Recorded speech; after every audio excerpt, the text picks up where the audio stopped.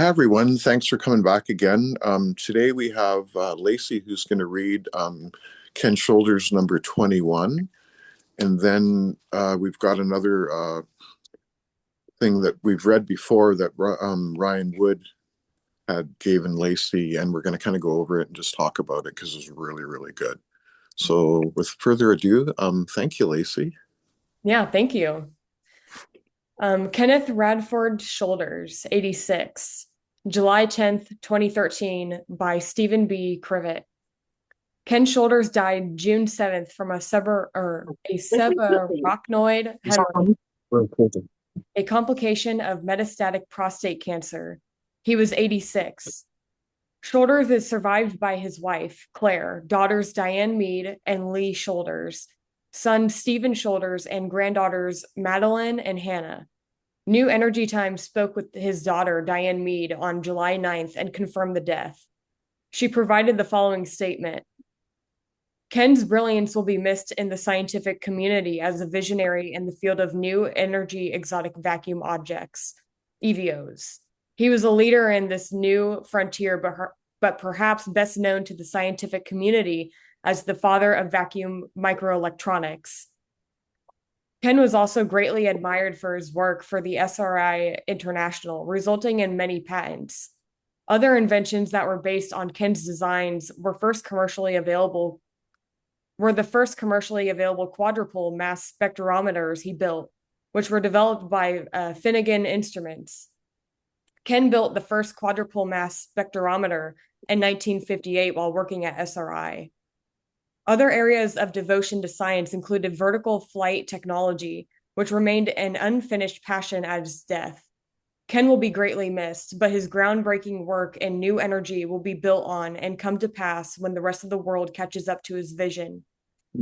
Memorial services will be held privately.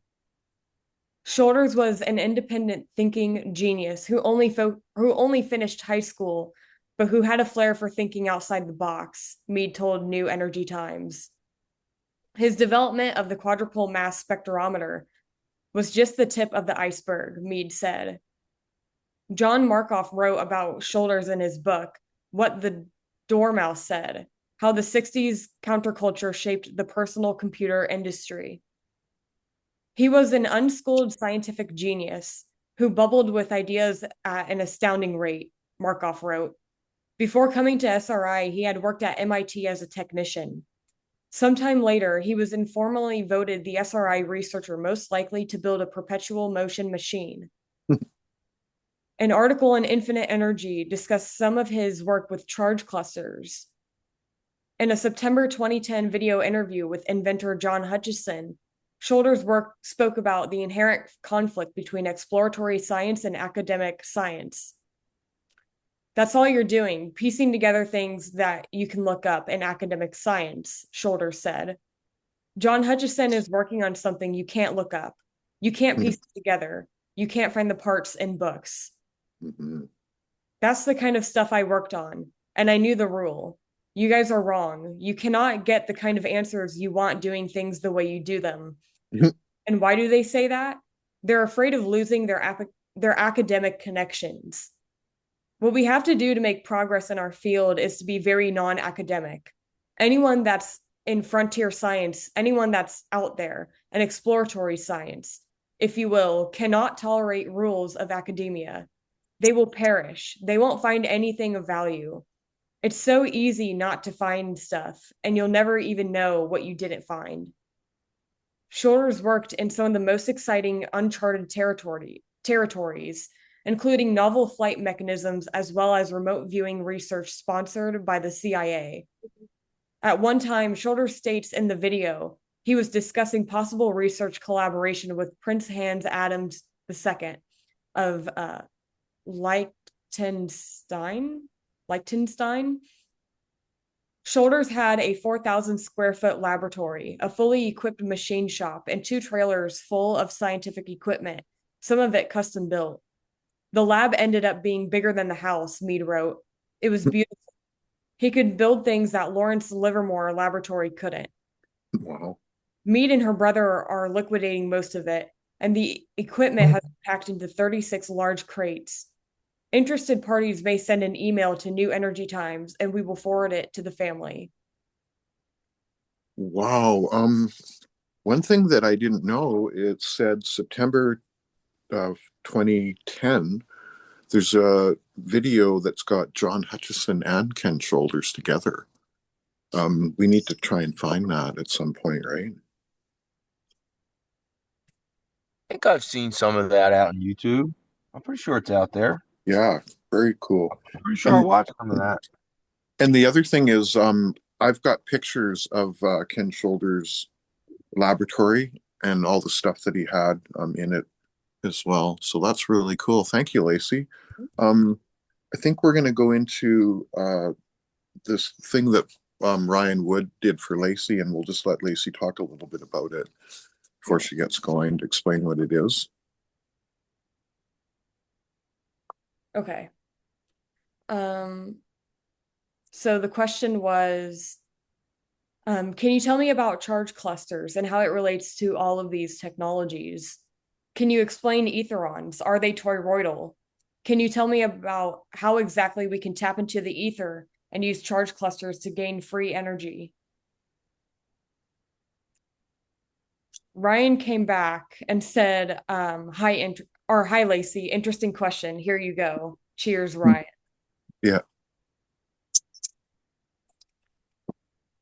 The concept of charge clusters and their personal role in UFO technologies, as well as their connection to the ether, is a fascinating topic that bridges the realms of advanced physics, speculative science, and the study of unidentified flying objects, UFOs. Charge clusters, often referred to as electron-validum EV, are micron-sized plasmoids that exhibit unique properties, potentially allowing them to interact with zero-point energy, ZPE, and other exotic energy sources. Let's delve into these concepts and explore how they might relate to UFO technologies and the ether. Just before we get going there, Lacey, let's talk a little bit about maybe each section at the same time. Um, the 0 point energy, it's important to know that Ken Shoulders was the man that actually coined that term, 0 point energy. And the micro-sized plasmoids, they are called plasmoids. We haven't used that word very much, and we should actually, because that is definitely what they are. So yeah, thanks, Lacey. You can carry on. Yeah, of course. Feel free to interrupt me. Okay.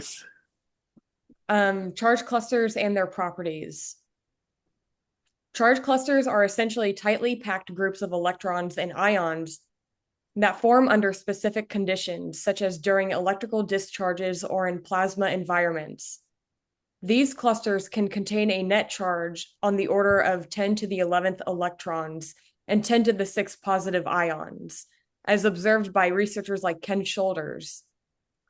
The stability of these clusters is often attributed to their helical vortex ring structure, which creates a toroidal magnetic field that traps the electrons and counteracts the column repulsion that would otherwise cause the cluster to disperse. The formation of charge clusters is typically associated with phenomena such as fractoemission, where the cracking of materials like crystals or dielectrics leads to the emission of these charged plasmoids.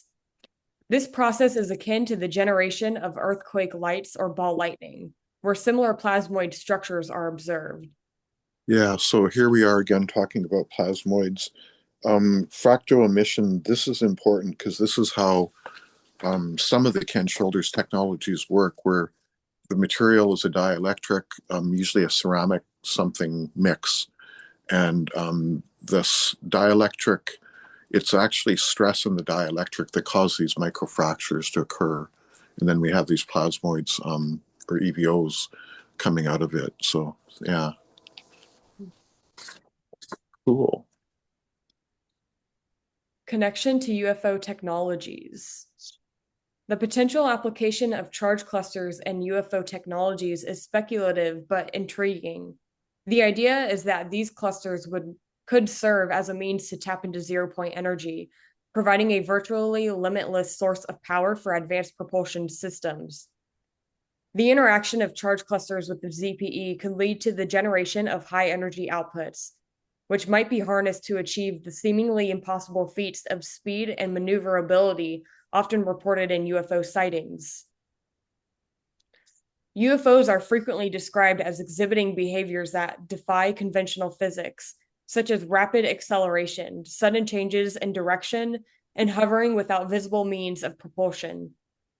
If charge clusters can indeed couple with ZPE, they could provide the energy necessary to power such advanced propulsion systems, potentially explaining some of the observed characteristics of UFOs.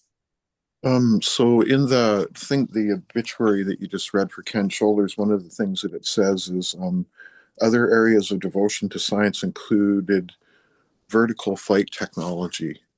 So this is really what we're talking about here, Lacey, right? The charge clusters being used to actually fly these UFOs and whatnot. Cool. Etherons and the ether. The concept of the ether or ether has a long history in scientific thought, originally proposed as a medium through which light waves propagate. Although the classical notion of the ether was largely abandoned with the advent of Einstein's theory of relativity, modern interpretation suggests that the vacuum of space is not empty but filled with fluctuating energy fields, often referred to as zero-point energy. Etherons in this context would be considered as hypothetical particles or entities that exist within the ether, facilitating interactions between charged particles and the vacuum energy. These etherons might exhibit toroidal structures similar to the vortex rings observed in charge clusters, allowing them to interact with the electromagnetic fields and potentially serve as conduits for energy transfer. Yeah, and one of the things that comes out of the definition for etherons by Paul Levi-Led himself was that etherons should be considered as conscious entities. So that's something that's not in here that I just thought I'd add. Tapping into the ether with charge clusters. To harness the energy of the ether using charge clusters, one would need to create conditions that allow for the formation and stabilization of these clusters. This could involve, number one, creating plasma environments. By generating plasma through electrical discharges or other means, one can create the conditions necessary for charge cluster formation. The plasma provides the charged particles needed to form the clusters and the electromagnetic field required to stabilize them. Number two, utilizing fractal emission. By inducing fractal emission in materials such as through mechanical stress or electrical excitation, charge clusters can be generated. These clusters can then interact with the surrounding electromagnetic fields and potentially couple with zero-point energy. Number three, designing toroidal structures. The toroidal shape of charge clusters is key to their stability and interaction with ZPE. Designing devices that can create and maintain these toroidal structures can enhance their ability to tap into the ether. Number four, exploring resonant frequencies. Identifying the resonant frequencies at which charge clusters interact most effectively with ZPE could lead to more efficient energy extraction. This might involve in tuning the electromagnetic fields or the plasma environment to these frequencies. Yeah, and the exploring resonant frequencies, for anybody that's watched the Dr. James Schwartz interview on Technology Envoy on our channel, we talk quite a bit about that, or basically that's how his machine works essentially, is he's found the right frequencies to do the job essentially. And that's something that he told me. He uses 5 different frequencies, he said. And these frequencies are being collided. So that's essentially scalar wave technology as well, too, right? Yeah. Yeah. Very cool. Yeah. Conclusion. The study of charge clusters and their potential applications in UFO technologies and ether interactions is a field ripe with possibilities. While much of this remains speculative, the underlying principles of plasma physics, electromagnetism, and zero-point energy provide a foundation for further exploration. By understanding and harnessing these phenomena, we may unlock new sources of energy and propulsion that could revolutionize our understanding of physics and technology. And then there are the references. Yeah, maybe you can read them because I think they're kind of important to Yeah. where it came from. Shoulders, KR 1991, energy conversion using high charge density, US patent number 5, 018180. Which we have, and we're going to go through at some point. I have these patents. Yeah. King MB 1997, charge clusters, the basis of zero-point energy inventions, Journal of New Energy, Volume 2, Number 2, pp 18 through 31, pages 18 through 31. Mesiets, GA 1996, ecton processes at the cathode and a vacuum discharge. Proceedings of the 17th International Symposium on Discharges and Electrical Insulation in Vacuum, pages 720 through 731.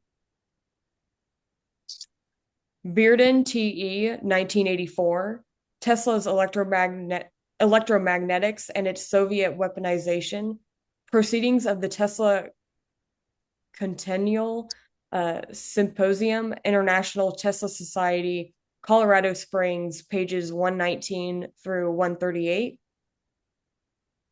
Putoff, H.E., 1989, Gravity as a Zero-Point Fluctuation Force, Physical Review, A, 39, 5, 2, 333, 2003, 42. So one thing that I noticed having Lacey read all this stuff is none of this actually says anything about charge clusters in the definition. So this is part of the problem, is the terminology is all over the place. Like this ecton processes at the cathode in vacuum discharge. Well, I understand what that is, but most people wouldn't. So that's where we have to kind of get on using all the same terminology essentially, and which we are using EVOs, exotic vacuum objects, charge clusters is another term.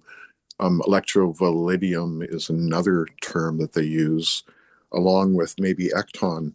I don't know about that one. I haven't heard that one before, but this is what makes science hard sometimes, is the terms are not all the same coming from all these different engineers and different parts of science. So it gets confusing. So it's kind of good to go through all the resources in that. So thank you, Lacey. Does anyone have any questions or comments to add about that? No? Okay. Why don't we? I think you did very well, but very well done, Lacey. It's very interesting. Yeah. I'm Oh, interested to yeah. listen back to it as well.